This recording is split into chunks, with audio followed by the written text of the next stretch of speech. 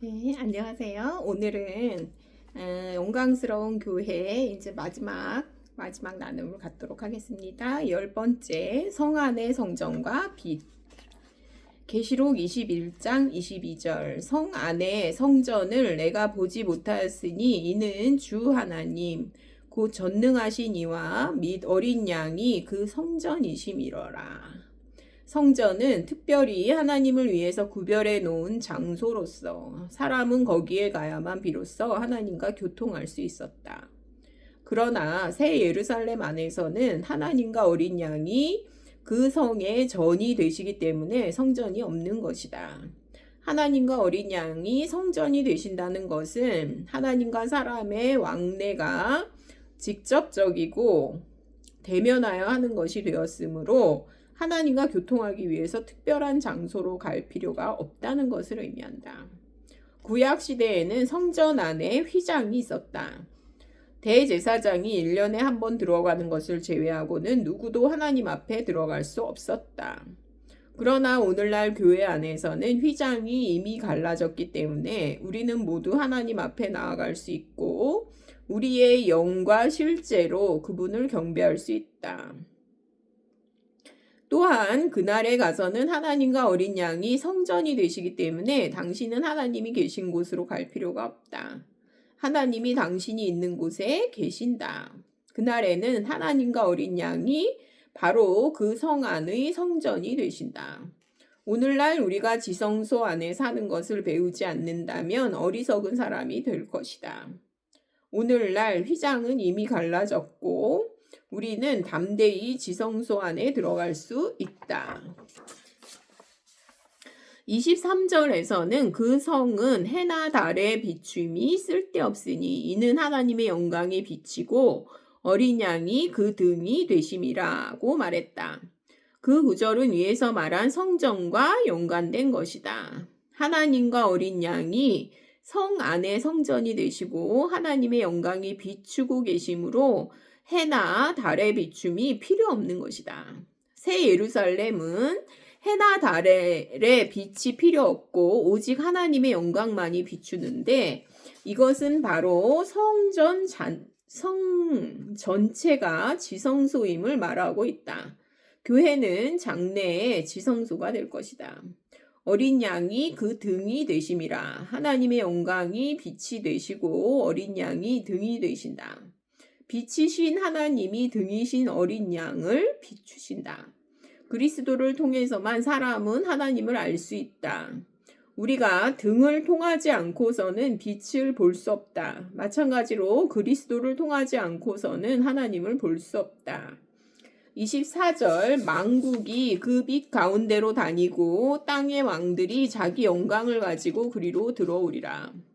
새 예루살렘도 하나님의 장막과 같다.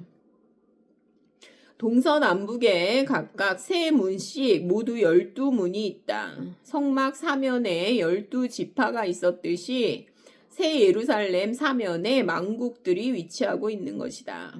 만국이 그 빛 가운데로 다니고 라는 말씀은 땅의 만국 백성들이 새 예루살렘으로 가는 것을 가리킨다. 그들이 새 예루살렘으로 걸어갈 때 성의 빛에 의해서 인도된다는 뜻이다. 여기의 영광은 땅의 왕들의 영광을 가리킨다. 그들은 반드시 그들의 왕으로서의 영광을 그 성에게 드릴 것이다.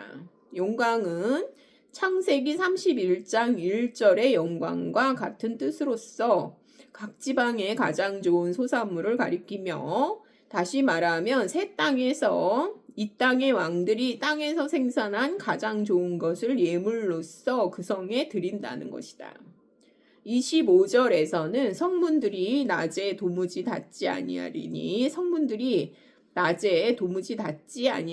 거기에는 밤이 없음이라고 말한다.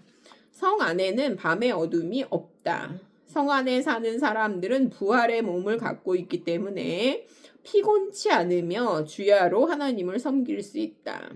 26절에서는 사람들이 만국의 영광과 존귀를 가지고 그리로 들어오겠고 라고 한다. 이 땅의 왕들은 그들 자신의 영광을 성에 드릴 뿐 아니라 또한 만국의 영광과 존귀를 그 성에 드릴 것이다. 27절 무엇이든지 속된 것이나 가증한 일 또는 거짓말하는 자는 결코 그리로 들어오지 못하되 오직 어린 양의 생명책에 기록된 자들 뿐이라. 속된 것의 원문의 뜻은 평범한 것이다. 무릇 사람에게서 나온 것은 다 평범한 것이다. 육체에서 나온 것은 다 평범한 것이다. 사람에게 속한 것이나 육체에 속한 것은 다 그 성 안에 들어갈 수 없다. 오직 그리스도에게서 나오고 성령에게서 나온 것만이 들어갈 수 있고 다른 것은 일체 들어갈 수 없다. 가증한 일은 성경에서 특별히 가증한 일이라는 것은 우상을 숭배하는 것을 가리킨다. 거짓말하는 자는 사탄과 관계된 자들이다. 왜냐하면 거짓말은 사탄에게서 나오기 때문이다.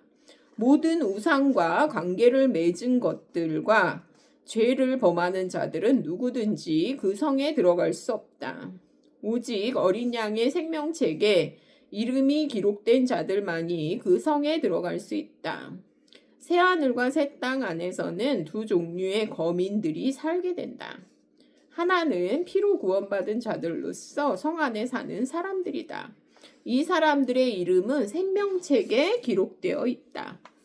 다른 하나는 천년왕국을 통과하여 살아있는 사람으로서 바로 새 땅 위에서 백성이 되는 사람들인데 그들의 이름도 역시 생명책에 기록되어 있다.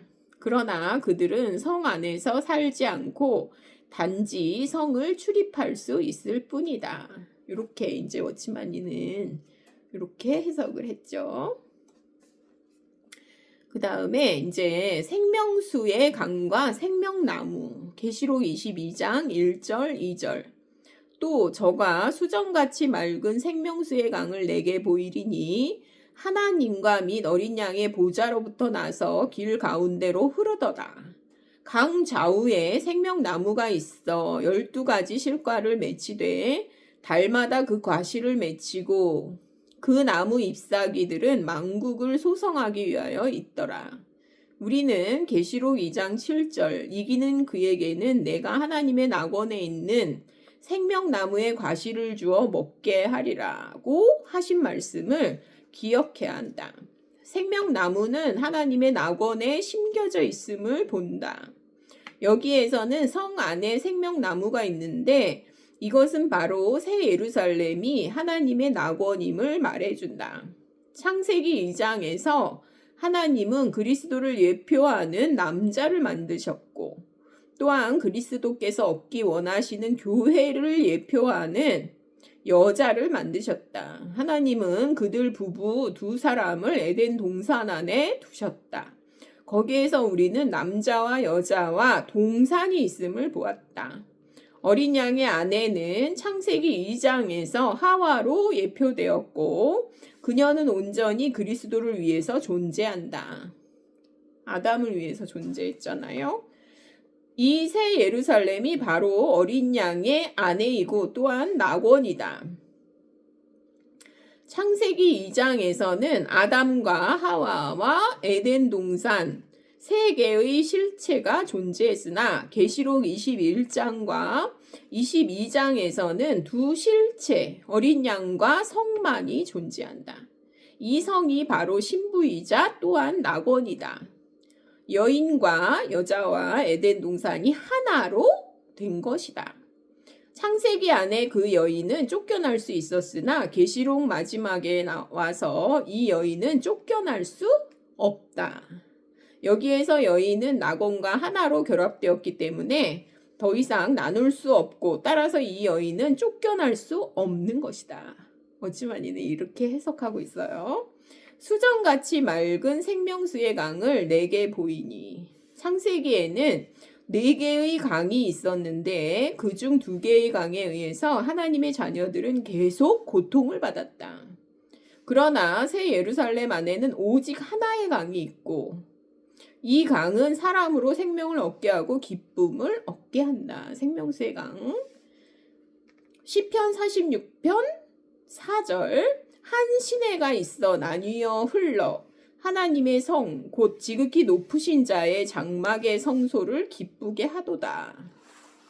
이 강은 특별히 하나님을 기쁘게 한다. 이 강물은 하나님과 어린 양의 보좌로부터 흘러나온다. 여기의 보좌는 단수이다. 하나님과 어린 양이 한 보좌 위에 앉아 있다. 이것은 그리스도의 통치권과 하나님의 통치권이 하나라는 뜻이다. 강 좌우에 생명나무가 있어 12가지 실과를 맺히되 달마다 그 실과를 맺히고 12이라는 숫자가 사용되었다. 이것은 모든 것에 대해 만족하고 달마다 실과를 맺는다는 뜻이다. 달마다 그 실과를 맺는다는 것은 후퇴가 없다는 뜻이다. 날마다 새롭다는 뜻이죠. 우리는 매일 새로운 체험을 갖기를 추구해야 한다. 예전의 간증은 생생하지 않거든요. 날마다 새로운 간증을 가져야 돼요. 우리가 20년 전에 경험했던 특별한 한 번의 체험이 오늘날에는 더 이상 신선하지 않을 것이고 만나가죠. 만나도 하루 지나면은 썩어버리잖아요. 그죠? 신선하지 않을 것이고 오늘 우리를 더 이상 도울 수 없을 것이다. 우리는 지난날엔 생명나무의 실과로 살아갈 수 없고 달마다 계속 새로운 열매를 맺어야 한다. 아멘이 되고요. 계속해서 하나님 앞에서 생명을 받아야 하고 그리스도를 받아야 한다. 달마다 한 번씩 실과를 맺을 뿐 아니라 또한 달마다 다른 실과를 맺어야 한다. 우리는 하나님 앞에서 단지 어느 한 부분을 체험하는 것으로 만족할 수 없고 주님의 각 방면을 인식하기를 배워야 하며 각양의 실과를 맺어야 한다.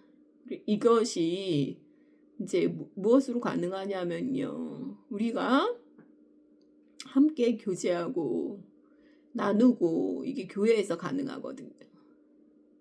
12사도로부터 공급을 받는 것으로 이게 이제 가능하거든요. 이런 체험들이. 그래서 그 완전해지죠. 12방면에서 그리스도를 보면 완전해지겠죠. 그 나무의 잎사귀들은 만국을 소성하기 위하여 있더라. 실과는 생명을 대표하고 잎사귀들은 나무의 옷으로서 외적인 행동을 대표한다. 주 예수님의 그 무화과 나무를 저주하신 까닭은 단지 잎만 있고 실과가 없었기 때문이다.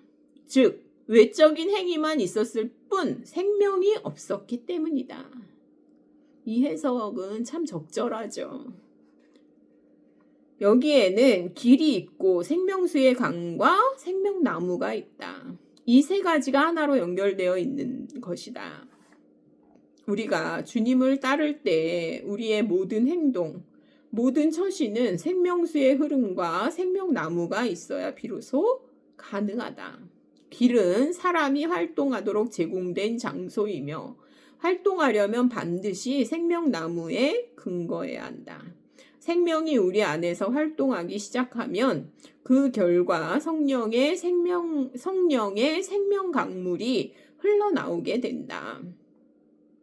생명이 흘러나오는 곳이 우리의 길이요 우리의 거리이다. 하나님의 모든 일은 모두 생명나무에 근거하며 그 결과는 생명수의 강이 되는 것이다. 계속 생명 나오잖아요. 이것은 우리 자신도 살리고요. 우리 이웃도 살리는 거죠. 살리는 생명이죠. 성령은 결국은 살려주는 영이고요. 살리는 생명이죠. 죽어가는 것들을 다 살려요. 그래서 생생하고요. 이렇게 해서 영광스러운 교회를 10번에 걸쳐서 나눔을 가졌습니다. 감사합니다.